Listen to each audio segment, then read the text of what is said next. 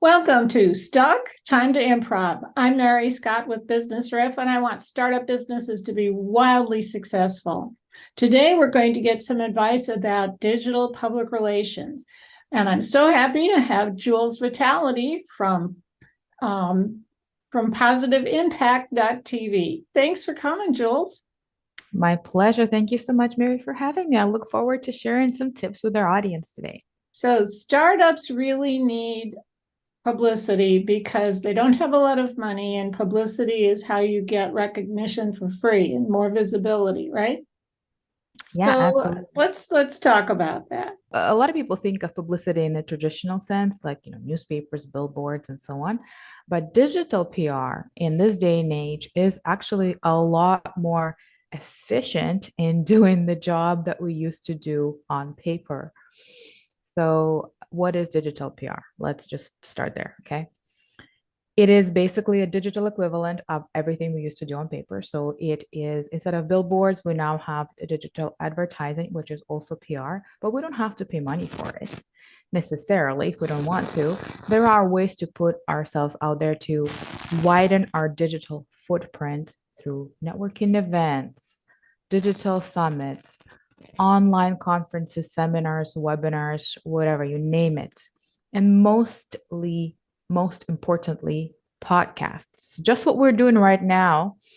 People are interested in the topic that your podcast covers. So automatically, the audience is aligned to the message, to the topic, to the subject we're discussing. So the guests of such podcasts are automatically getting exposure to their target audience right there and then. We're bypassing so much of the marketing basics. We're getting right to our avatar, our ideal client, just by going and visiting the podcast shows and so on of people who already cover the topic that we are an expert in. And that includes digital magazines as well. It's not just writing, it's not just talking, it's not just video, it's also writing, cross blog posting, blog guesting, right?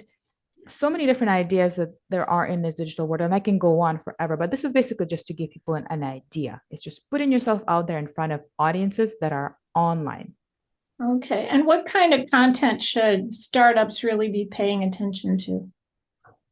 You mean what kind of content to educate themselves or to To put edu out? well, to edu there's to educate yourself, but there's to give information out to your potential clients or potential investors about why you're a good company for them to get involved with. Absolutely. So every company wants to better people's lives in one way or another, either with their service or with their product. So they need to think about what benefit is their service or product creating for their target audience, right? So break it down into the smallest pieces and cover those pieces as frequently as you can on your social media, which is also part of your digital footprint, obviously, we know that. But in those podcasts, in those shows, if you are, for example, an expert, there's a lot of coaching out there, right? So, for example, you're a business coach, then you can discuss finances in one episode. In another one, you can discuss productivity tips. In another one, maybe routines that lead to success. So, think of different areas that you can cover. But most importantly, find your signature talk. Let people know what you're all about. What is your signature? What is your niche? What do you want to be known for? And when you're going guesting, whether it's writing or speaking or being in video, highlight that area of expertise most importantly. That would be my advice. Right. And how do we track these things? How can a startup find out whether there's a return on their investment in this kind of time? Yeah, so that's a really good question, good point. Return on investment. So it's not just the number of podcasts you appear on. It's also knowing who your host is, what that podcast is all about. So don't just apply to be on 100 stages a year as is commonly advertised. I offer that myself, but we handpick those 100 stages, right? It's not just talking in front of anybody or even in front of anybody with a large audience. It could be a small audience, but it's your target audience. So that's number one. Make sure you're speaking in front of the right people, not the frequency, but the quality. right?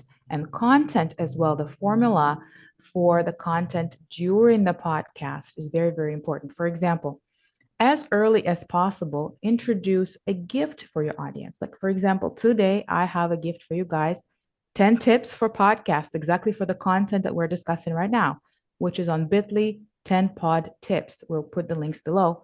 But those tips are what's going to increase your return on investment. It's not just blabbing your story, telling what struggles you went through, which exactly, it's great because it creates rapport. People get to know who you are.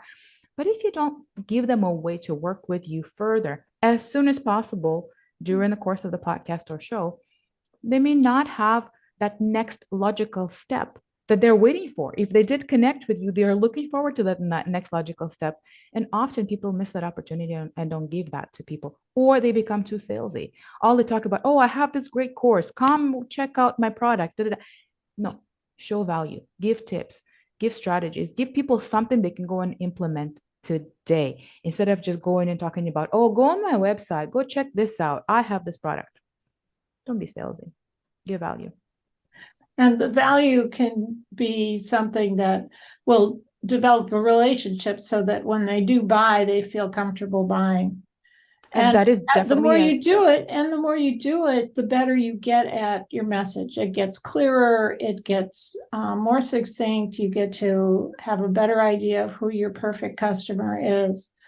So yeah, digital PR, digital public relations and marketing, it can be really essential for startups.